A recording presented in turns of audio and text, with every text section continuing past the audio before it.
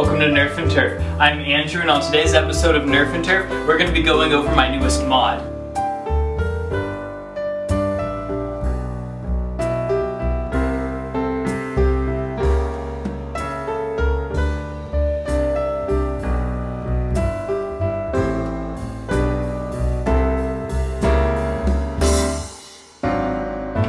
So what I have here is the Zombie Strike Clearshot. Now, it's a very simple Zombie Strike pistol that, in all honesty, doesn't hit all that hard at all whatsoever. However, I wanted to try a new paint scheme. I wanted to try some colors. I'm trying to mix and match, find the tones that I like in my blasters. And so it was more of just for fun, blaster. But at the end of it, I just stepped back and I was like, wow, that is a beautiful blaster. I plan to use it in plenty of videos, not as like a competitive style of blaster, but more as a, cool cosplay style blaster. But I had so much fun making this thing. So Zombie Strike Clearshot blaster, single shot blaster that loads in the front, and then it's got 3 spots for extra dart storage. And then you simply pull back and take a shot.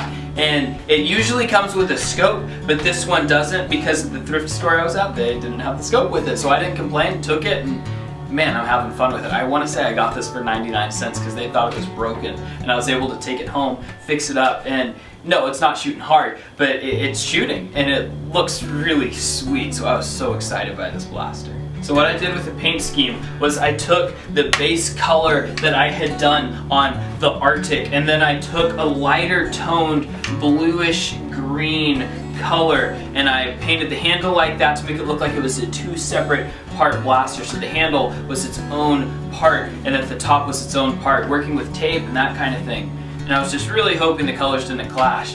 And man, stepping back and looking at it, it's beautiful. I couldn't be happier with the way it finished and the way I got to distress it using a paintbrush and just getting those scuff marks on it. And it's really looking pretty sweet. I plan to use it as a cosplay blaster in a bunch of videos coming up. But man, I was excited by this. So probably the best part about this blaster is it's a pretty well balanced blaster, meaning it's really easy to spin. So that excites me.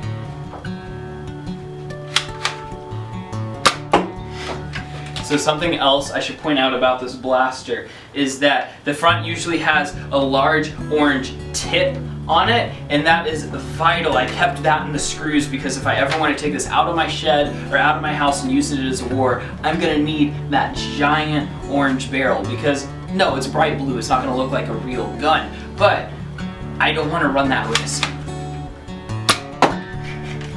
Got it in my ammo box. So right here I have the tip and I kept it, and I've got a place where I store a lot of the orange parts in case I ever need to screw any of them back onto my blasters. And so no, it doesn't ruin the aesthetic, but I just love the aesthetic of it without the orange on it. But I keep it on hand just in case I'm taking it out of the house, because again, I don't recommend you taking a painted blaster out of the house unless it's got a nice big orange tip on it. That way you can make it clear to everyone it's not a real firearm. Just don't run that risk. Play it safe.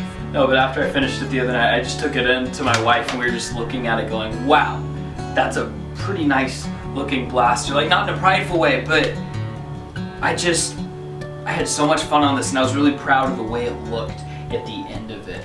And so the goal with this blaster wasn't to make a perfect hard-hitting blaster, it was to experiment with these tones and to try to incorporate that into some other more intense mods I plan to do in the future. So I'm really excited by that. So probably one of the biggest things I learned with this blaster is it's okay to make mistakes. It's okay to try something. I used this blaster because it's a blaster I didn't care much about. I thought it was a pretty weird, funky looking blaster. And by the time I finished painting it, I loved it. The first time I put the first coat on it, I went inside just feeling like, oh man, I probably just ruined a blaster. Man, what if it looks terrible? And I had to get over that fear because in life you're gonna make mistakes. In life you're gonna mess up when you're modding things, when you're doing your homework. But it's okay because there's grace, there's forgiveness, and the Lord provides us with second chances. And so it's a very silly, simple thing to apply that to Nerf, but I just know there was a second chance. And so I confidently did my best. I tried a new thing. And when I came out and looked at the finished product, I just took a second. I was like, man, I took a risk on that. But it's a pretty sweet looking blaster. No, I could have done a lot better, but I did my best for what I had that day, and I couldn't be more proud of it.